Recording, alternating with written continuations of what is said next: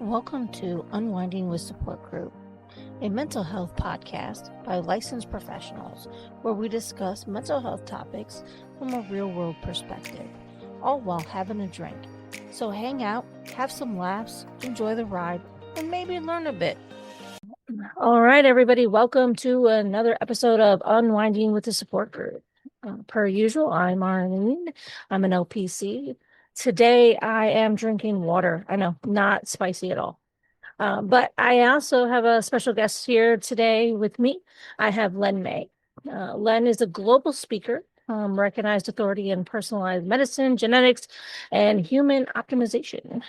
He is the CEO and co-founder of EndoDNA, helping people understand their unique biology, how it shapes their wellness, focus, and fulfillment. He also hosts his own podcast called Everything is Personal. So let's welcome Len. Well, thanks for joining us, Len. Thanks for having me. I appreciate it.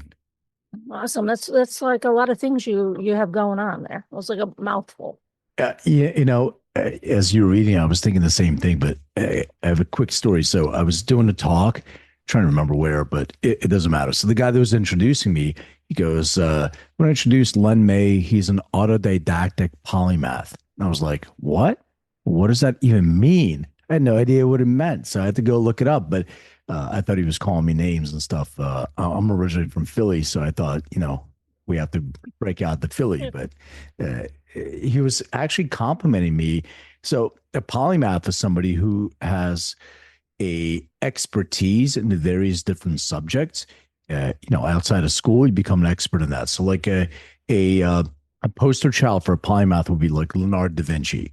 And he would develop, obviously we know he's a painter, and he is an inventor. He created weapon systems. He created flying machines, all these different things. He had a lot of different expertise. And that is sort of a model. And then I started looking at this. I'm like, okay, well, is there a connection between polymath and somebody who has ADHD?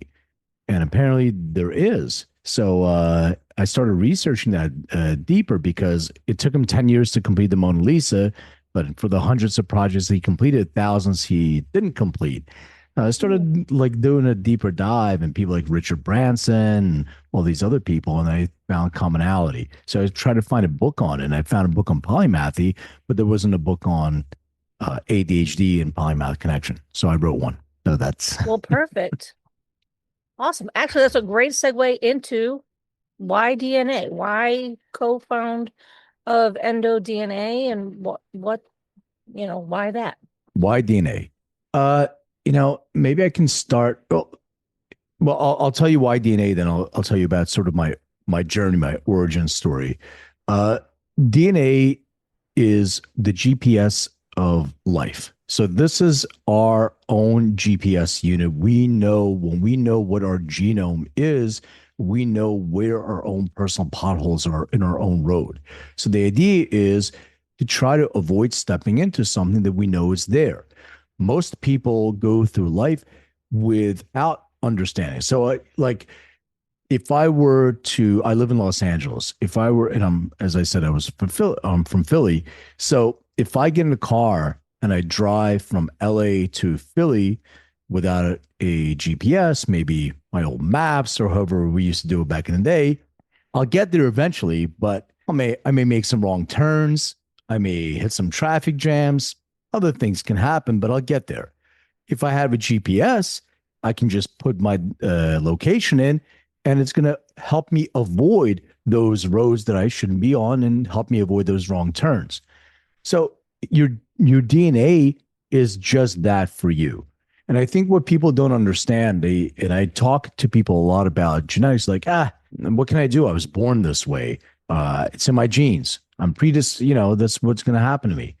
And I'm like, well, that's not exactly how it works, because we get 50% from our DNA from our father, 50% from our mother.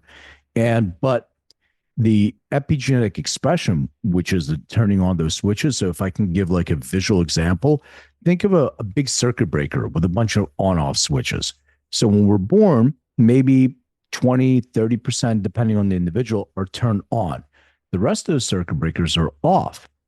So your lifestyle gets to turn those switches on or off depending on what you do. And the things in our lifestyle that we can control are what the food that we put in our bodies. So the supplements and nutrients and all those other things. So they have some response for turning on what's called the epigenetic expression. Because if you think about genetics, you have an encoding for something. So there's information there and tells you to make certain proteins and cells, etc. But the actual doing that is the epigenetic expression turning on. So as I said, that's your food, your supplements, your nutrients, etc. The second thing is exposure to different things. So exposure to pesticides, heavy metals, plastics, all these different things, they can affect your epigenetic expression. And the last is that we don't think about is our own neurochemistry. So when we release our own neurochemistry and we excrete cortisol, for instance, in the times that we don't need it, there's no lion chasing us in the jungle, but we're sitting there with expression of cortisol. Well, you may have an epigenetic expression of that. So this is why DNA is really important, because it gives you sort of your GPS of life and allows you to know what you can or should not do in order to turn those things on or off. I mean, that makes sense, right? Like in therapy, we talk a lot about, or I do a lot about the whole person, right? Like your mental health impacts your physical health and vice versa. So this makes a whole lot of sense. Yeah, it's interesting because there's such a connection. For those that can't see me, I have a bunch of tattoos. Yeah, but I'm extremely. I get really stressed when I get my blood taken. So I went to my functional medical professional, and they I had to get my physical, so I had to get my blood drawn. I told them I don't do really well. I sometimes can pass out or almost pass out. Like, you'll be fine. Like, okay, I'm telling you. They didn't listen. Like, sit down in this chair. Okay, so put your arm out, and I'm having a conversation. I remember having a conversation. We're talking. They're drawing my blood, and all of a sudden I hear, "Hey, come in here, come in here!" And somebody's yelling at somebody to come in to the room. And I guess I started sliding off the chair, and they had to pull, the needle out and all that stuff. So they got me some juice, and they're like, "You okay?" I'm like, "Yeah, I'm fine." They're like, "All right, we're going to continue." I'm like, "What do you mean continue?" Like, "Well, we have to pull the needle out because you're going to slide off the chair." Fine, continue. So I got through it. And when I got my results, went back and the doctor's going through them. And they said, "Everything's fine except your blood glucose level seems pretty high." I'm like, "Really?" She goes, "Yeah, it's really spiked high." I'm like, "That doesn't make any sense. I don't eat sugar, and I don't eat, for the most part, and I don't eat most things that convert to sugar, like simple carbs and stuff." So she's like, "Well, it could be that the cortisol level that you excreted from your stress actually raised your blood glucose level at that time. If you're concerned about it, I'll give you a glucose monitor, prescribe you. You can wear it for a couple of weeks and see if there's actually any changes to that," which is great. A non-functional doctor, and I'm not saying every doctor, but a lot of them will say, "Oh, high glucose. Maybe you're pre-diabetic. Let's give you some medication to be able to address that." "Well, I'm getting side effects from that medication." "That's okay. Well, we have another medication for the side effects."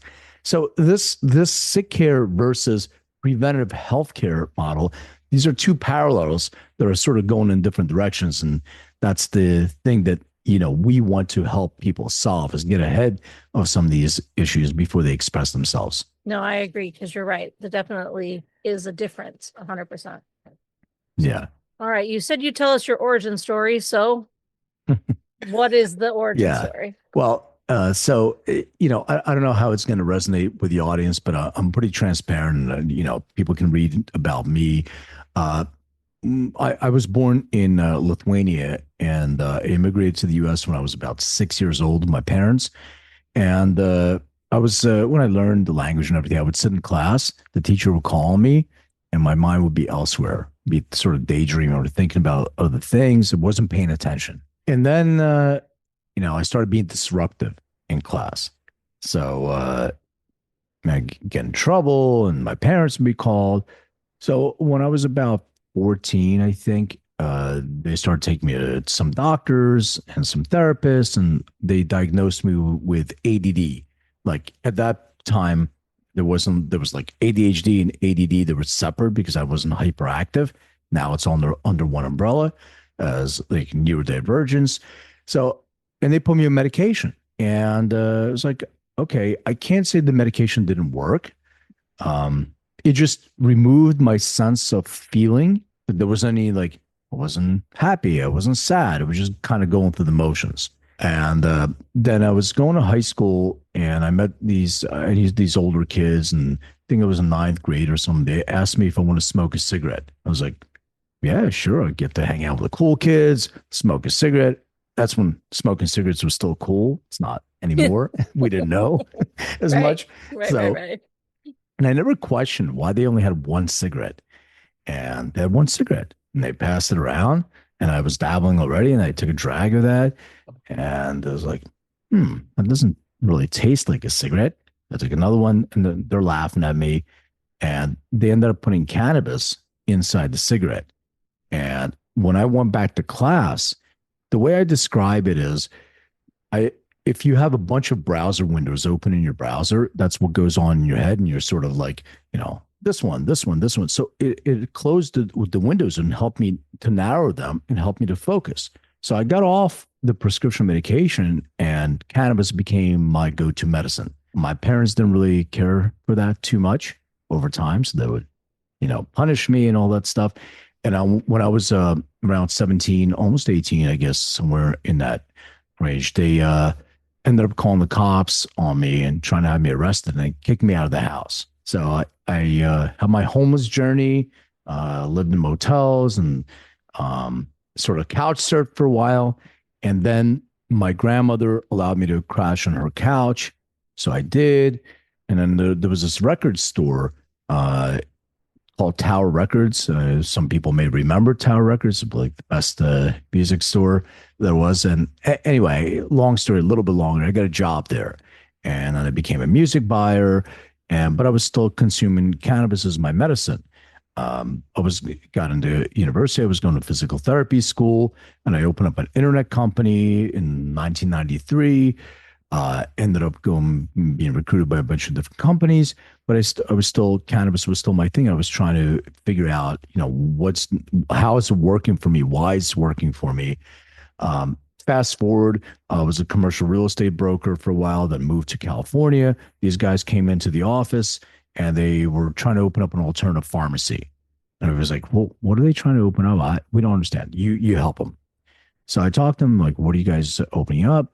Alternative pharmacy. I'm like, really? What are you doing? They said, we want to open up a cannabis dispensary. I said, okay, great. It's fine. I'll find you a space. Where's your paperwork? You have to be compliant, this and that in California. And they didn't know what I was talking about. So I'm like, well, I'll help you. And got them compliant, found them a space. They offered me a partnership. So we ended up opening up 4 more dispensaries under the same brand. And one of the things I started seeing is 2 people will consume the same varietal of cannabis and have a completely different experience. So my ADD kicked in, where it was hyper focus mode. For those that don't know, it's like either you're squirrel moments all the time because you're getting that dopamine hit, or if you're really getting that dopamine hit, you're not moving. You're just getting, hyper focused on 12 that. hours later. Exactly. Exactly. 12 hours later, it's like a SpongeBob episode. And I started researching, why are these people getting different experiences from the same plant? And I came across a video. Somebody was genetically sequencing the actual plant. So I reached out to them and was joined as a consultant to try to figure out how to do genetic sequencing. They taught me how to actually sequence the plant. And the company that owned this conglomerate used to do pharmacogenomics testing. So it's testing of how drugs affect individual bodies and contraindications between different medications and stuff. So I got into human genetics, and I said, we have plant genetics here, we have human genetics here. Let's see if we can combine those and guide people. And they really didn't want to do that. They had no interest in anything to do with the human side. They closed it down. They just wanted to focus on the plant. So for me, it was an opportunity. And I grabbed some really smart scientists with me in 2017, and I launched EndoDNA. And our first test that we did with genetics is the endocannabinoid system test.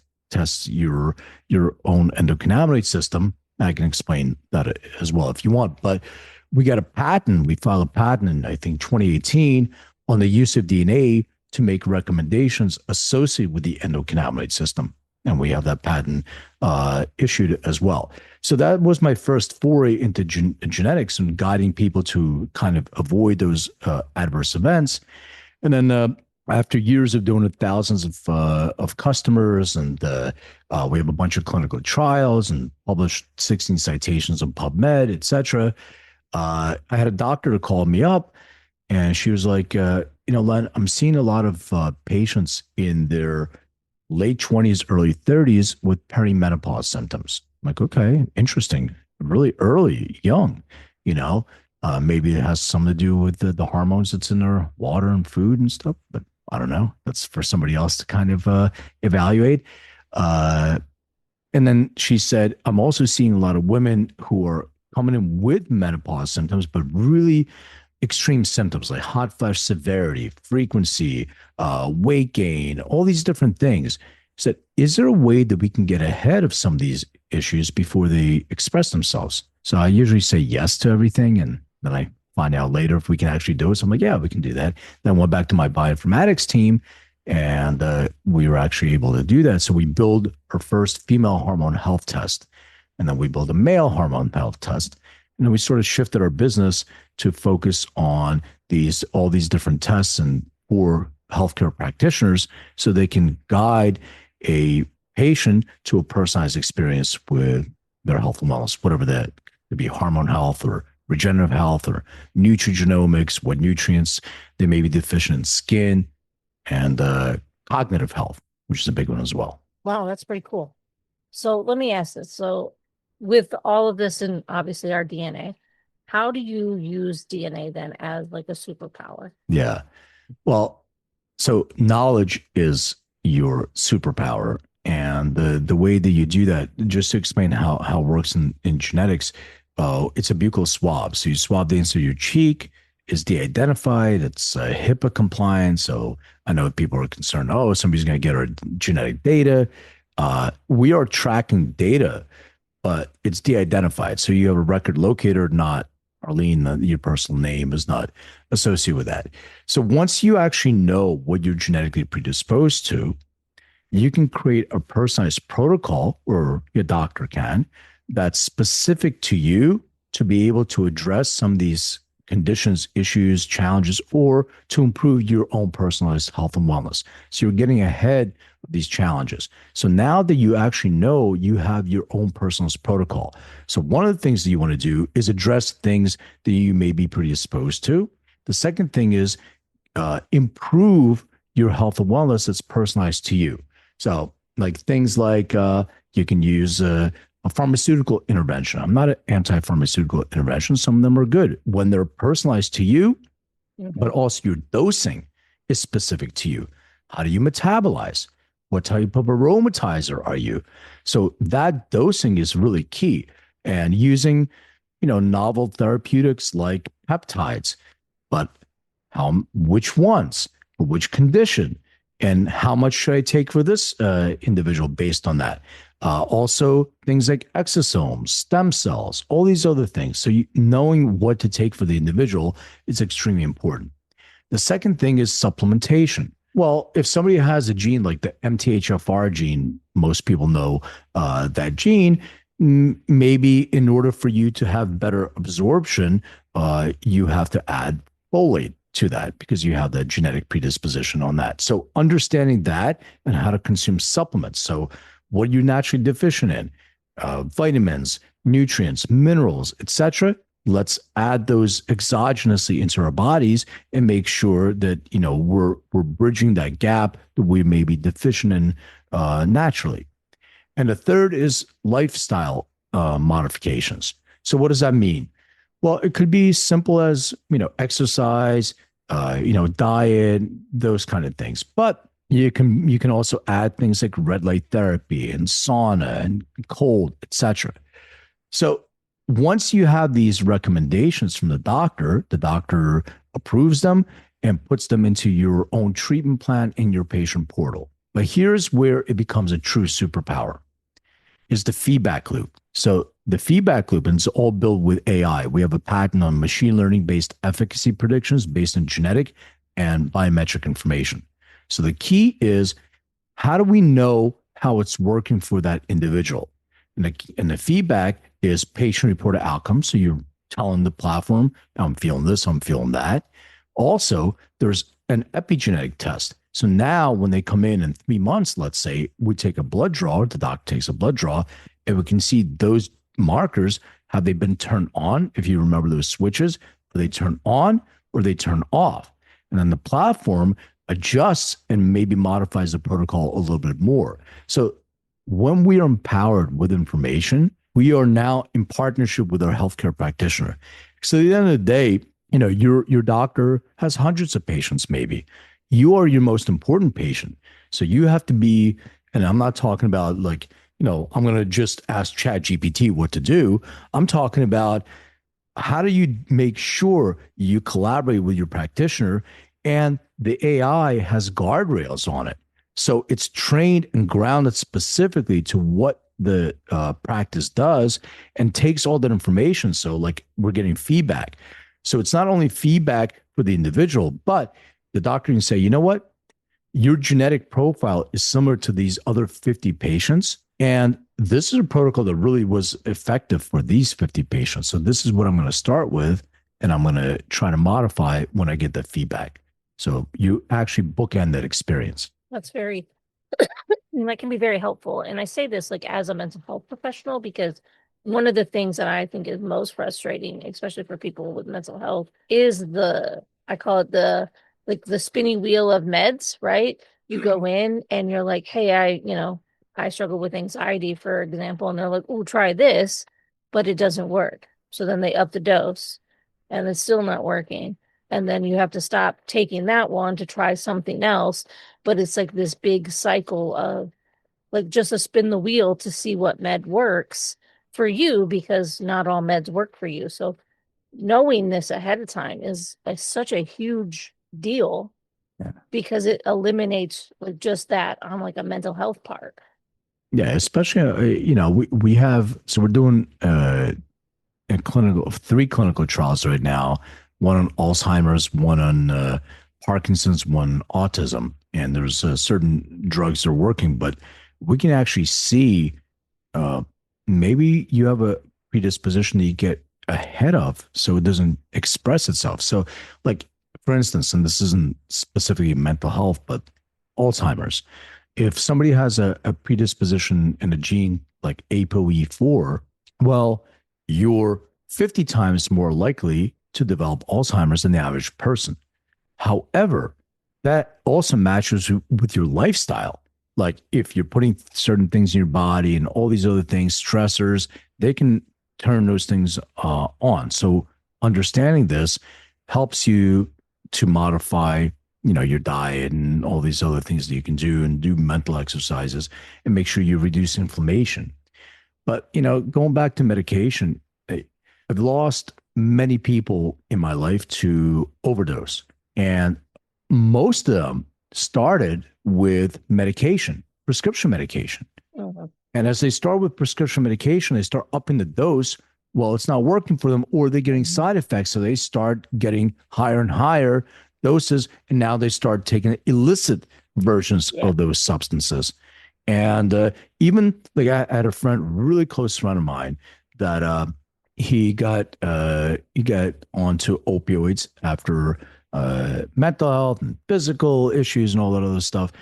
And he got off. He got clean for a minute. And then he had to deal with the stuff that he was numbing the entire time that he was on. Yeah. And he got the psychiatrist and or a psychopharmacologist, same thing, I guess. And they start prescribing him medication, but for some reason the therapy wasn't combined. I don't know what was going on. And I'm like, he just got off medication You just put them on medication. Like I know it's prescription, but at the end of the day, it's still, a drug that you're Yeah. putting in your body. And what he ended up doing was after he stopped all that stuff, he went back, got the same exact dose that he did before he quit, and Yeah. had a heart attack. And Mhm. that's what happened. So I just want to kind of urge people, like, just kind of explore other options. There's other things that you can do, and just for myself in general, going back to the superpower thing, you know, when you're diagnosed with ADHD, well, they tell you it's a disorder. It's a attention deficit hyperactive disorder. Well, why is it a disorder? I never thought there was anything wrong with me. But what happens is when you're labeled that you have a disorder, now you can use it as your crutch in life. Now you can say, well, I can't do this because I have a disorder. Well, it must be my ADD that's kicking in. Or you can say, all right, well, I have a superpower. Well, what is that superpower? Well, somebody with ADHD, you're born with a depletion of dopamine. So your brain's always looking for that next hit of dopamine. Well, if you can create systems for yourself, you can start recognizing patterns that other people don't. And because you can do that, you can multitask effectively. And I don't mean like, oh my God, I do have like 300 windows open in my computer, but I know where everything is. Trust me, and my desk and all that stuff. So, but I know where everything, but the point is that you can focus on the things, maybe three things at once, but they make sense to you to combine. And most people are like, I had this conversation. There's somebody who wrote a book called The One Thing. Uh, Gary Keller. I used to be commercial real estate broker for Keller Williams. And he was insisting that you have to focus on one thing. And I was trying to explain to him that, I can hyper focus on one thing. Like I like to paint. So if I'm painting and I'm getting stimulated with dopamine, then as you said, 12 hours later, the guy taps me on my shoulder and says, we're closing the studio. I'm like, what do you mean? I just got here. Well, you've been here for 6 hours. I didn't even notice because I'm hyper focused. There's an exchange. I'm getting the neurochemical exchange. But if I'm able to use systems and guardrails to be able to ground myself to the fact of these three things make sense to me in a pattern, then now I'm multitasking effectively. I'm not having those squirrel moments. But the other thing that I do in my systems of the way I created for myself is there's a reward system.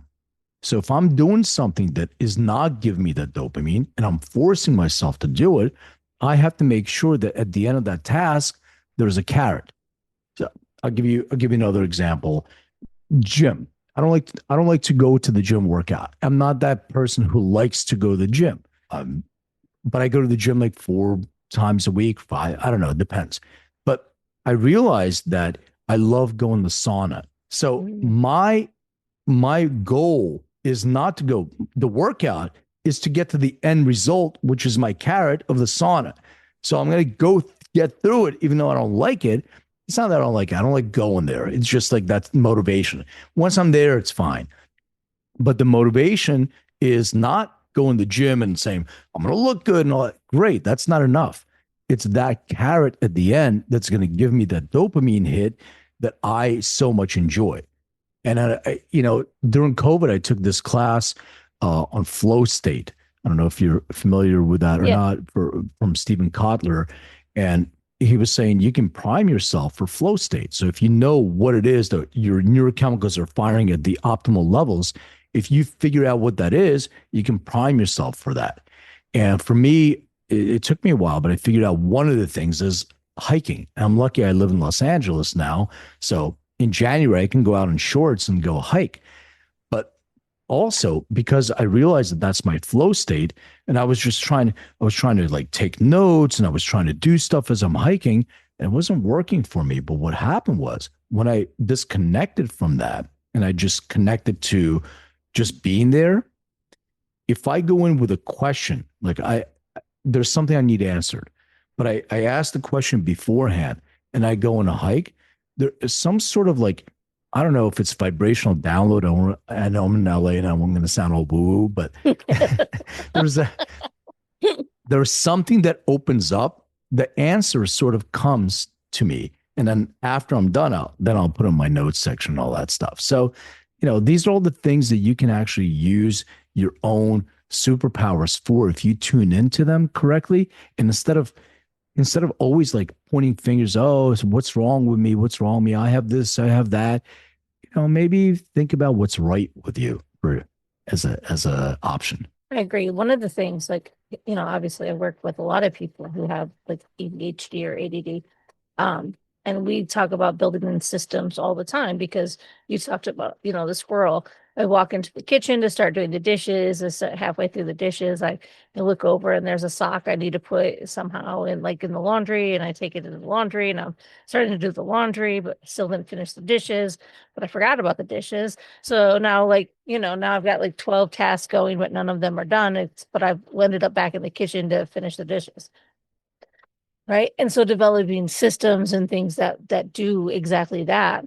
But one of the things that, I do know for sure is that video games, people with ADHD kill it Well, they're in video designed for games. that.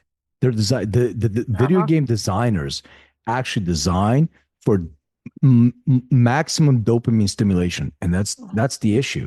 And kids are sitting there playing video games for 10, 12 hours because they're getting that dopamine hit all the time. And I don't know, is that a productive way to be if you're sitting there and playing video games? And then the other thing is some of those people, because they're playing video games online, they start building communities and never actually go out into the Yeah. community and make friends. Oh, I have my friend Charlie. He's 18 in Germany. Well, Charlie's a 65-year-old guy who's sitting in somewhere else and just got a server that says Germany. So you don't really know who you're meeting online. But you're absolutely right. This notion of video games, they just pump stimulation. That's why, maybe I can ask you a question, because there are genetic predispositions to ADHD. Like, we know that they exist. And there is also combining them with impulsivity genes, etc. It can be a pretty interesting combination when you turn all those things on. But if somebody has a predisposition to, like, if you're telling somebody, if you're diagnosing them, do they tend to say, all right, you know what? I have some limitations because I have this condition? Or they're like, yeah, you know what? Maybe that's a great thing for me because now I'm different and my brain thinks differently than everybody else's. So what? Think it's a bit of both, and it really depends on the person, right? Sometimes people are like, well, like I recognize like it gets in the way sometimes because, I'm trying to do chores and I can't. I got 12 chores going at once and haven't finished one. But I can also, do when I hyperfixate, I will get it done. Yeah. So like there's the pieces of like it really just depends on the person and how they view it. Most people, though, when you're like, okay, yeah, this is it, they're just like, yeah, okay. Like, it's not a surprise diagnosis for most people because they're like, oh, yeah, I've been squirrely, can't pay attention, I'm all over the place. It's not a shock because they've been living this way. And it's such a well-known diagnosis that most people have found out how they're coping. They found their own little like tricks to get through things. It's just really about trying to find good systems because that's really Yeah. what it boils down to with ADHD is some really good systems if you're not going to use like a medication. And I find more and more people don't want to. Yeah, I agree with you. I love that example you did with the dishes and the sock and all that stuff, because that's a perfect example, because we obsess over those things. Like, there's something that's in another room and I saw it and I try to ignore it and I go and I'm doing my thing, but my brain keeps thinking about that needs to be addressed, and I have to go leave what I'm doing. But the key is to come back to it. And that's Yeah. where a lot of people don't do. They're like, oh, well, what was I doing before? And I see that all the time. And that's it. And you forgot, and you have 12 things going at the same time, and none of them are done. You're right. No, well, we're like back in the kitchen somehow with because you brought an empty cup back in there. Like, oh yeah, oh shit, I was doing the dishes. Then the dishes do get done somehow. But yeah, no, it's really just about, like you said, building out those good systems that work for you, and there's some trial and error, but it really does depend on the person and how they perceive it. But I do think for most, it is more about like learning how to channel. Like, could you just think differently? Yeah, absolutely. Like when I, even having conversations. So my ex-wife used to ask me, why do you eat the same thing? So boring. You eat the same thing every day for lunch. Maybe I have two or three different variations of that. I'm like, you don't understand. Why do I have to use my brain power to try to open the fridge, stand there for a while, try to figure out what it is that I want to make, or maybe I should order something. Well, no, I don't know. Maybe I should. That's taking too. Now I'm wasting a lot of my time. Now I don't have to think about it. I go in and it's the same thing. And maybe, Monday, Tuesday, Wednesday, there's a variation of those, one thing, and that's it. And I don't have to really focus on that. But that's the thing that, and I think people don't understand that it's the decision making when you have so many options. You're trying to decide which one is better, and that it just takes so long. It's like you're trying to find something to watch on Netflix, and you have every single Netflix and Prime, and I all of them, and I'm flipping through, and I just took like an hour and a half. And you know what? At the end of the day, I don't want to watch any of these things. I end up not watching any of them. So that's what happens.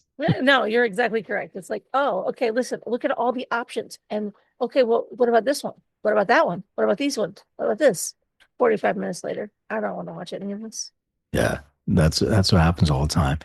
And I even with systems, like I'll heart them, like I'll put them into my thing, and my list. I'll make lists. I don't go back and look at those lists. They're just there. Lots. I just made it. I just lots of did book. I remember I was getting my phone upgraded, or getting a new phone, and I had like 340 bookmarks that were open in my browser on my phone from things that I was looking at. So I was like, I'm going to lose these bookmarks, and I did. And so what? I don't miss any of them. I can go find them again. But at that time, it was really important for me to flag that I'm going to go back to that. I never do. Yeah, that's the downside, right? Hmm. So, all right. So tell us a little bit about the book you wrote. Well, this is my third book, I think. So my first book is called Making Cannabis Personal. So I wrote a book about the endocannabinoid system. This is the thing I think people don't understand. And I'm not advocating drugs or anything like that. Drugs are, caffeine and sugar. They're drugs too. But I think people don't understand that we have this system within our bodies called the endocannabinoid system. And it's a primary modulating system. And that's what people don't understand. That's what I wrote the book about. And I wrote the book about people having these experiences with phytocannabinoids that maybe weren't that great for them until they found what works for them. And that trial and error sometimes, Grandma Mary takes, she goes to a dispensary and takes a couple of gummies and has a stress or, psychotic experience. She's going to tell everybody to stay off the devil's lettuce, but she didn't need to take that, right? She needed to take something maybe a little bit different. And so that's the first book. And she is going to call it the devil's lettuce because she is somebody's grandma. And then the second book is it's called Jack of All Trades, Master of Some. So that is the intersection between polymathy and ADHD. And if you look at the research, I already mentioned Sir Richard Branson as an example. Lots of people who are highly successful, highly functional, have a level of neurodivergence, and if they can use that and lean into that instead of saying, use as my anchor, they actually lean into it and say, I think differently and I can use that to my advantage. That's where you have this superpower that you can actually activate and use that to do multiple things effectively and kind of build on that. So the book talks about, different examples of people doing it, how to do that, what's the neurochemistry it's involved, what are the genetic predispositions, what's the epigenetic expression of that, and how can you actually use that as your superpower to be able to exponentially grow. Like I had there was a moment in my life where I was trying to figure out what I'm going to do next. And I used to train sales teams. So companies would bring me in and say, hey, we have a sales team, train the sales team. So I would do that here and there as a consultant for a while. And one of the companies that I was consulting with, the CEO, pretty financially successful guy, we started talking for a while, and he was so unfulfilled and so unhappy. And he was doing all these different things to try to, and I'm like, you have, financial success. What's going on? What's happening? And, we talked about ADD and ADHD, and he was trying to have like four burners going at the same time, if that makes sense. Right. Yeah. So, and it's not possible. So there's a seesaw in life. If you're going to focus a lot here on your business and you want to make $100 million company, something else on the other side is going to suffer. What suffers? Your relationships, family, your health, all these different things. So you have to now figure out, let's focus on two. Which two? So you have financial set. Let's build the relation with our family. Let's focus on our health. Focus on our health maybe first, because if we're good, maybe we'll be better with our family members and all that stuff. So I was talking to him and sort of coaching him, and he's like, I have another friend who is also a CEO or a C whatever level of another company, and it's sort of I got this coaching practice for highly successful people with ADHD or had that diagnosis or maybe had that diagnosis and still weren't able to figure out those systems and guardrails. So I learned a lot doing that with very successful people and put that in a book as well. Awesome. Awesome. That sounds like it could be very useful for lots of people. I hope so. All right. So I appreciate you being here today. I know this is a lot. Like I think it could be very helpful for just how we approach health in general, because I do think we do it slightly backwards. Well, just to add one thing, I came back from last night. I came back from a conference in South Florida. It's on longevity, and I started realizing that we have these two healthcare systems, and the more we have this separation, we're going to have this big divide between two systems. The first system is our sick care system. And we're designed this system to be specific to symptom care. We're partially responsible for that. And one of the reasons why is because we're pain averse. And what I mean by that is I go to the doctor, my elbow hurts. Hey, doc, give me something for my elbow. Oh, your elbow hurts? Yeah, I can do an injection for you. Or let me say, oh, yeah, yeah, it definitely hurts. Yeah, I'll do some anti-inflammatory. I have some medication. I'll do an injection, whatever you want. Well, why does my elbow hurt? I wasn't playing tennis. I wasn't playing pickleball. I didn't bang my elbow. So is there a signal that something else is going on? But what we're trying to do is numb the signal. So the sick care model of symptom, address the symptom doesn't really work. And that's the insurance-based system. It's already made for that. So what can you do? You go in, you pay your deductible, whatever that is. The doctor will spend your 15 minutes with you. I mean, this, and they get reimbursed much more. And it's become a huge divide because at this conference, it's all cash based. It's all preventative health care. And I met this one doctor who's a doctor of traditional Chinese medicine, used it for thousands of years. And it was like, well, first of all, we're born like there's people who are cold, people who are hot. I'm like, what does that mean? Well, even the food that you take, if you're a cold person, is different than food that you would eat if you're a hot person. Your blood is different. The medications you take are different. All these things are different. And so maybe the pain in your elbow is caused by something that's going on in your kidney. Like, how does that? And starts kind of making the connection between the two, because there's inflammation. Well, what's the inflammation for? Well, it could be cortisol. Here, I'll give you another example really quick. And this is an endocannabinoid system related one, but it's interesting because let's say I was walking down the street and a car pulled out of nowhere, almost hit me. Well, I'm going to have the fight or flight experience, or fight, flight, and freeze, but neurochemicals are going to be expressed. Some dopamine, some adrenaline, converted norepinephrine, cortisol. It's all going to be pumped into my bloodstream. Now, when I realize I'm safe, all right, now the next step is, well, there's going to be a reuptake of those neurochemicals, and my body's going to release new neurochemicals. Some of them are endogenous endocannabinoids. The two that the body secretes are, the first one's called anandamide. The word ananda means bliss. So those are bliss molecule or neurochemical, and the other one is called 2-AG.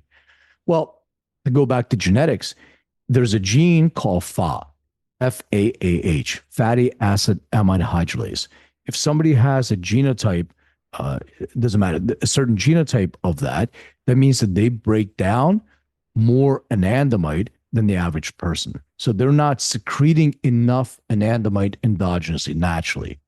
So what happens is the cortisol level that's in your bloodstream stays there longer. And if it stays there longer, your immune system can overreact to that. So what'll, inflammation. And it usually happens in our joints, ankles, knees, hips, neck, and back. Now, if you have predispositions of gut health issues like IBD, et cetera, it can actually trigger those as well. So going back to what I was saying earlier with the inflammation and pain, your pain in your elbow or your ankle, that inflammation can be caused by the extra cortisol and something that in your body that's out of balance. So you have to know what the root cause of that is if you follow it all the way down, instead of just treating the symptom that may be discomfort. That discomfort is a signal. So that's the difference between, real preventative healthcare and the sick care model that we have in place. You're right. And, pain is usually the indicator something's wrong. Exactly. So, again, no, I really appreciate you being here with me, Len. It was a good conversation. If anybody wants to find you where do they find you? Yeah, so the company website is EndoDNA, ENDODNA.com. I'm Len May, LenMay. I'm all social, Len May. I think Instagram is Len May DNA, but you can look at under my name, Len May, on LinkedIn, everywhere else. You can also find my podcast called Everything is Personal on YouTube or anywhere else that you listen to podcasts, Apple, Spotify, etc. My book is available on Amazon or wherever you get books. And I do something fun too. I don't know if your audience cares or not, but I'm a big music person, and I have a pretty substantial record collection, vinyl. For the kids, it's that thing that you put on the thing with a needle. Listen, they now collect them to put on the wall for decoration. Yeah, I have them behind me too, but I actually listen to them. So I do something called Record of the Day. If anybody wants to find me on social, I'll pull out a record. Usually when I have lunch, I'll put it on. I'll share that TikTok or whatever. So that's the other thing I do. Awesome. That's awesome. And just so everybody knows, I'll put some of those links to the website and to Len's podcast as well in all of the comments. So you guys, I like to make your guys' lives easier. Less searching you got to do. But again, Len, I appreciate you being here and for the conversation.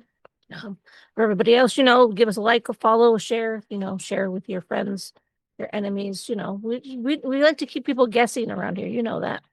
But again, we'll see you next time. Thanks for listening to another episode of Unwinding with Support Group.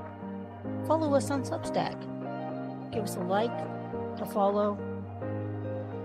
Give us a comment. Tell us what you hated, what you like, what you want us to talk about next. Let everybody know where they can find us too. But thanks for hanging out with us once again.